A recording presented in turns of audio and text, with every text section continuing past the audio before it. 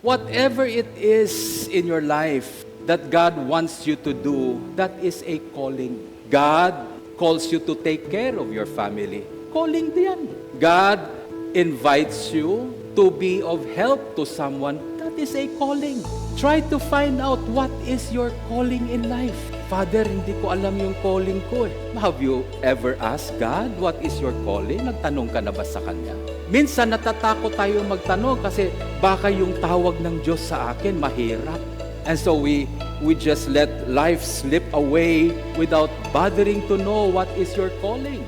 Because we hold on to so many things in life and we know in that calling, when God calls us, we have to give up certain things. Yun ang ayaw natin. Masyado nating mahal ang buhay natin. That's why the scripture says that you have to be careful because if you love your life too much and you try to hold on to your life too much, you might lose it.